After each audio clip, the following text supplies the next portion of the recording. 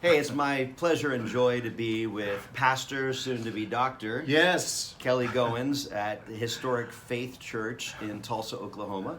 If you're a Pentecostal history nerd, you may be aware of Raymond T. Ritchie's groundbreaking, city-shaking healing and salvation meetings in 1923. And Faith Church is a descendant of those meetings.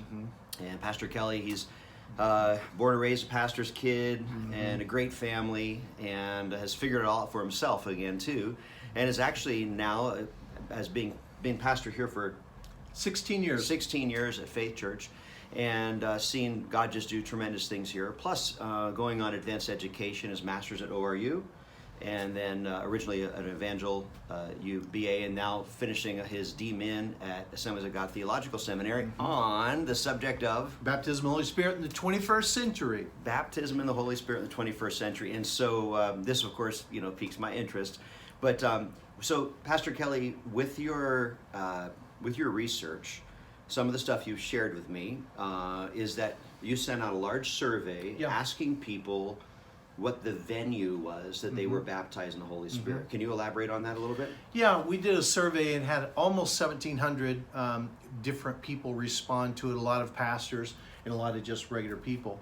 And so, yeah, the venue, the top answer that I had, which was about in the 70 percentile, somewhere in there, was I think 73% were, they were baptized in the Holy Spirit in places like camps, special services, retreats, revivals, some kind of special service, some kind of special night, kind of outside like of Sunday morning. Outside of Sunday morning. The second most popular answer was Sunday mornings and just their regular Sunday service. Now, we just said in their regular services, so that could have been Sunday morning, Sunday night. And then the third most frequent area was at home. Actually, a lot of people responded at home with the pastor, or at home with their parents, or just at home in their time of prayer. So those were the top three answers, and so I think that kind of goes right along with our understanding of the importance of camps and of special services like you're doing. It gives people an opportunity to do that. They're relaxed enough to do that outside of their Sunday service. And with that, it's interesting. Some of the research I've done historically over the years has been that the modern Pentecostal movement in America, particularly because that's what I've mostly studied, that it was born out of special meetings, spiritual life events, and then out of that then came church plants. A great example is here, Faith Church. This is a direct influence of those meetings that happened in 1923. And then it's conserved by pastors who will shepherd and lead the conservation of that. I've noticed, and this is not a slam because I don't think it's right or wrong, it's just an observation, but I've noticed a lot of our last decade of church planting is that churches have been planted by an existing strong church saying, hey, we're going to put a location there, we're going to make it work, as opposed to having it born out of a spiritual life event. Again, I don't think either one of them is wrong. It's just an interesting perspective. The one thing that I do notice, and maybe you can comment on this, do you see any correlation in a church kind of being born out of revival, renewal, etc., as opposed to one being born out of, and again, I'm not looking for negatively, I know you're not going to give it to me, but I'm just wondering what the spiritual DNA is transmitted in that. Well, I think it's an interesting observation because it seems like the church planting movement, which I'm a bit removed from it. We planted a church in 98 to 2003 down in Norman, Oklahoma. We started a church down there. But a lot of those are seen out of a necessity for evangelism. We want to spread the gospel. We want to establish churches in new areas. Not so much out of a revival that exploded. I think when you look at missions, a lot of those churches are birthed out of an explosion of some type of evangelism. Back in, I think, 82, we went to Jamaica, my family, and started some good news crusades down there in Christiana, Jamaica. And it was a non-existing church, but through the revival that happened through that missionary event, it's now a church, and they even have a college there. So we see those kind of things happen, but I don't know. That's interesting. I haven't really thought about that, and my research hasn't really gone to those types of things with church planting or with those kind of things coming up out of those instances. I think there's a biblical basis for both, and again, so there's not a slam on one or the other. I'm not trying to create that juxtaposition, but even Jesus said, "You're going to receive power, and you'll be my witnesses, Jerusalem, Judea, Samaria, the ends of the earth." That's about as strategic as it gets. And so when you see a strategic church planting effort like Norman, or like a church with satellites, or all these other things, I mean, that's biblically legit. I mean, I would hope that the ideal would be both, that it would be strategic and starting in revival, like Paul told the Galatians, haven't begun in the Spirit, or now you're going to finish Right. things out. He wasn't talking the Spirit there about revival, but he was talking about And dependence. I think a instead strong case could be made to say the churches that are expanding are experiencing that. And out of that excitement or that growth that's happening within the church, then they launch something, whether it's a need for more space, or they just find a group from a certain area that's driving in from a certain area, and they have enough to establish. So I guess you could say there is a revival that's happening within the larger church context, that they're now planting churches and going out from there. So I think you could probably use that scenario to justify that also. What role do you think Spirit baptism plays in discipleship in the 21st century? Well, you know what? In my studies, I just see it as the next step. It's wherever you're at. It's just it's what's next. I think that it's the natural maturing process of any believer. I've really enjoyed our conversations about the different age groups, the millennials, the Gen Zs, and how a lot of that is coming to be a fresh new thing for them. My generation, we got a lot of excuses why we don't want to look a certain way or don't want to act a certain way, or we've been told this or that. With our younger generations, they just want to experience the power of God. They want to make a difference in the world. They want to be filled with love so they can go in the world and make a difference.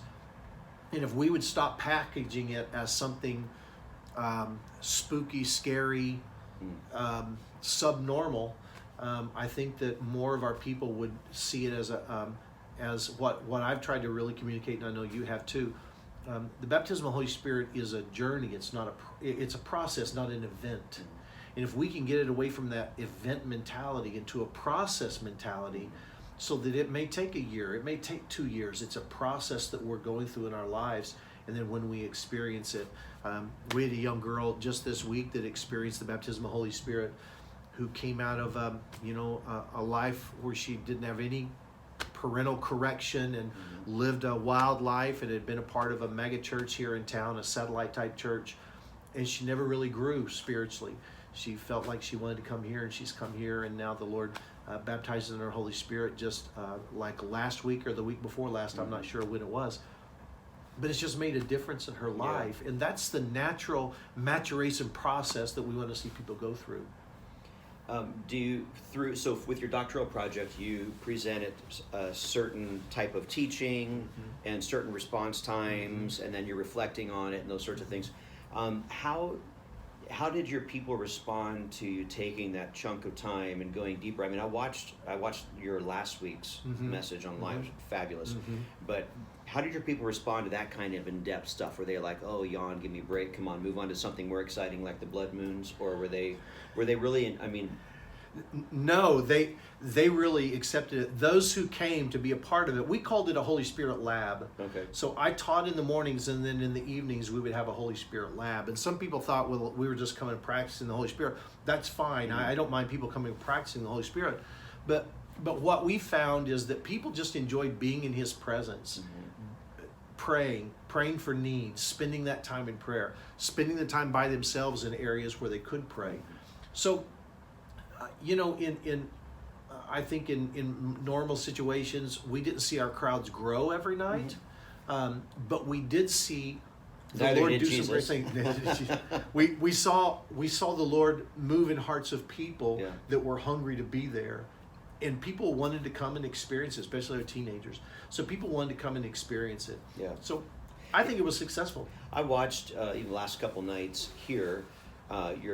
Your people know how to pray and seek the Lord, and your teenagers are super engaged and really faithful. You have a lot of students from ORU here, but I watched your teenagers in particularly. They are the ones that really press in and seek the Lord, and I think that's just demonstrative of the Pentecostal charismatic message, is that we all get to participate in this. And the Gen Zers, one of the core values is they've seen every big show, every fireworks display. They want to experience something real and authentic, and I think that's where Pentecost shines the best.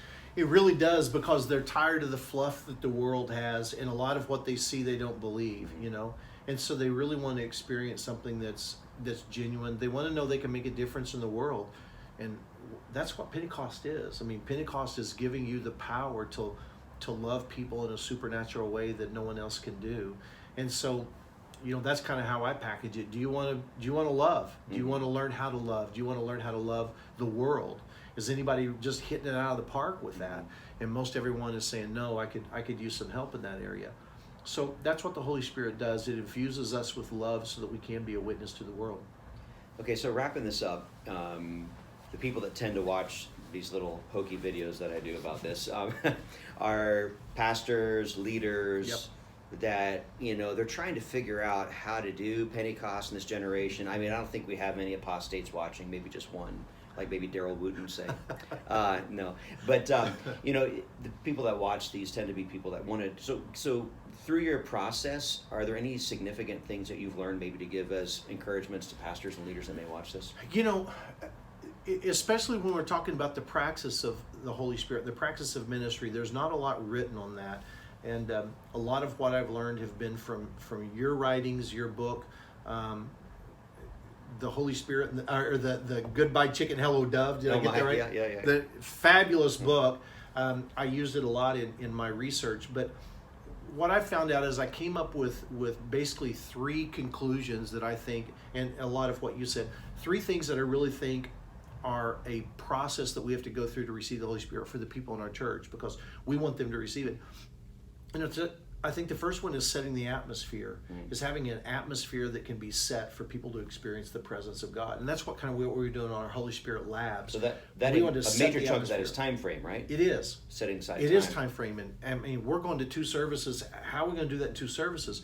Well, we have to figure out a way to either on Wednesday nights or come back. We're doing it once a month on Sundays, coming back and just spending that time in the presence. So we have to create that atmosphere, and we can do it in our church services too, but prayer, that corporate prayer, has to be a part of that. We also have to build the anticipation through stories, through experiences, through testimonies, to let people know that there is something out there. And then the other thing I think is the proximity of other believers, having other people in the room who are comfortable with that.